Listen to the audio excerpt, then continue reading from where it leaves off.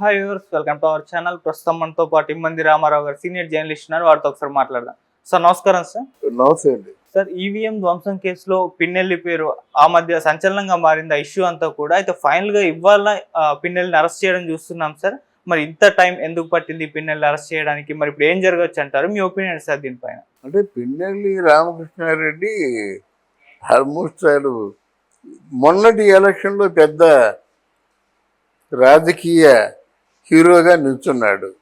ఎందుకంటే ఈవీఎంల్ని పగలగొట్టడం అంటే అక్కడ మన ఢిల్లీ పీఠంలో ఉన్నటువంటి అధినేతని, ఎలక్షన్ కమిషనర్ని అవమానించడం. ఎందుకంటే నీకు ఏదైనా ఉంటే రిటర్న్ కంప్లైంట్ ఇవ్వు, అంతేగాని ఓరల్గా అరవడం కూడా చేయకూడదు. ఇది చేసింది ఏంటంటే అంతకుముందు బాగా అలవాటైపోయినటువంటి ఆ దాడిని దీని మీద కూడా పాల్పడ్డాడన్నమాట. ఆ ఈవీఎంని గట్టిగా పైకేసి కింద కొట్టేసరికి అడ్డొచ్చే వాళ్ళు కూడా కొట్టాడు. తర్వాత అప్పటికే కొన్ని పుకార్లు, ఈవీఎంని కొట్టలేదు అంటే వైసీపీ వాళ్ళ తాలూకు ఆ ప్యాడింగ్ మాట, కొట్టలేదు దాంట్లో పాము ఉంది, ఆ పాముని బయట తీయడానికి కొట్టాడని చెప్పాడు. అంటే ఇంత ఇంత విచిత్రమైన మలుపుల్ని సృష్టించారని చెప్పడం కోసం చెప్తున్నాను నేను. ఓకే. తర్వాత అడ్డుకున్న ఒక అక్కడ ఎలక్షన్ తాలూకు సంబంధించినటువంటి అధికారులు ఉంటారు కదా, వాళ్ళు కొట్టాడు.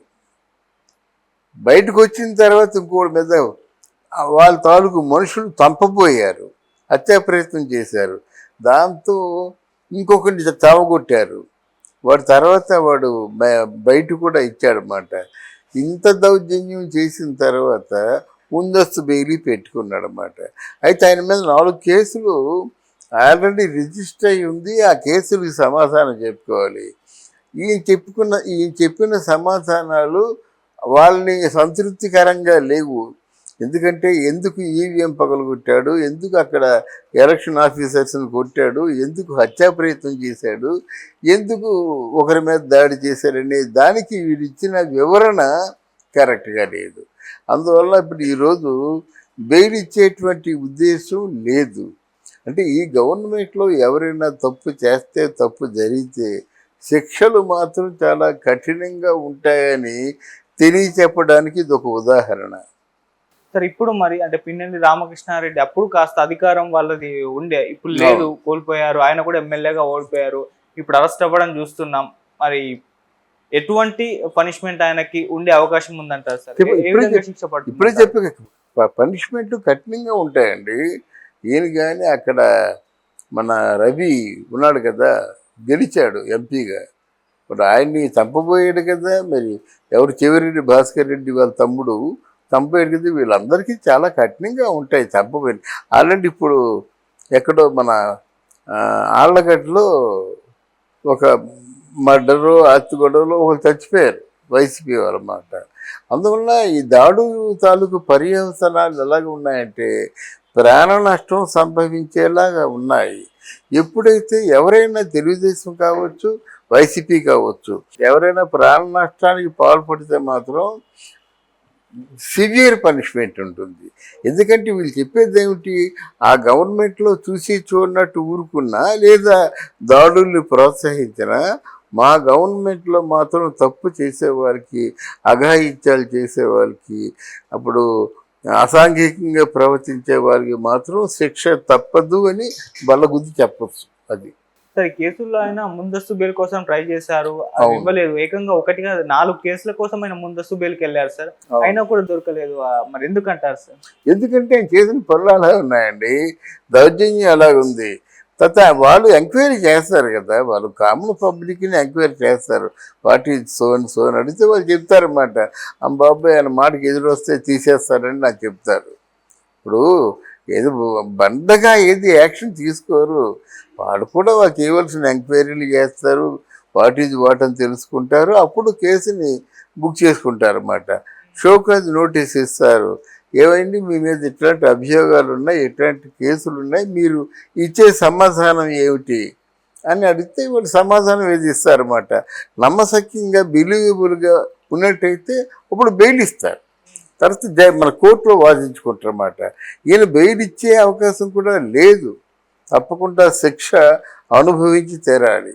అది సార్ ఈవీఎం ధ్వంసం అయినప్పుడు ఈయన అరెస్ట్ అవుతారని వార్తలు వచ్చాయి. అవును. తర్వాత ఎన్నికల ఫలితాల వరకు ఉండాలి అని చెప్పేసి కోర్టు అరెస్ట్ చేయొద్దు అని చెప్పేసి చెప్పింది.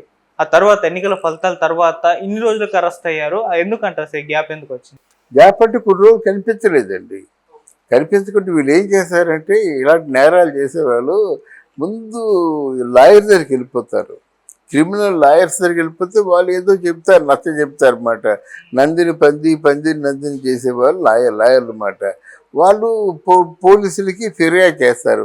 ఈ కారణం చేత ఏదో చిన్న అల్లజడి జరిగిందండి, దానికి చాలా బాధపడుతున్నాను, బట్ నాకు ప్రాణాపాయం ఉందని నేను భయపడుతున్నాను, నా మీద కూడా దాడి జరిగింది, నేను పోలీసులు ఫిర్యాదు చేయలేదు, కానీ దాడులు వాళ్ళ మీద జరిగాయని అబద్ధం చెప్తున్నారు, కానీ అసలు యాక్చువల్గా నా నిద్ర పట్టకుండా చేశారు, నన్ను చంపే ప్రయత్నం చేశారని చెప్తారు వీళ్ళు.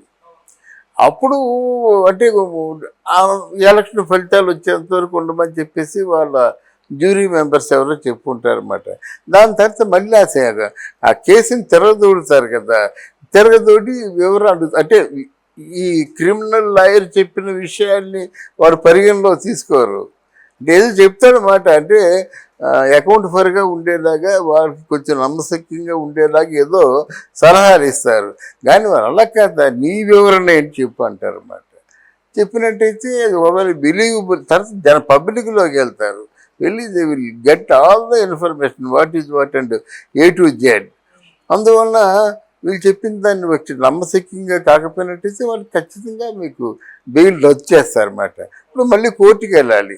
బెయిల్ రద్దు చేస్తే ఏం చేస్తారంటే, అప్పుడు న్యాయస్థానం అటువంటి దౌర్జన్యాలు, అటువంటి దాడులు చేసే వాళ్ళకి ఏ శిక్ష విధిస్తుంది, ఎంత జరిమానా వేస్తుంది, అది తెలియజెప్తారు. రేపే ఎప్పుడో తెలుస్తుంది, జైల్లో పెడతారు.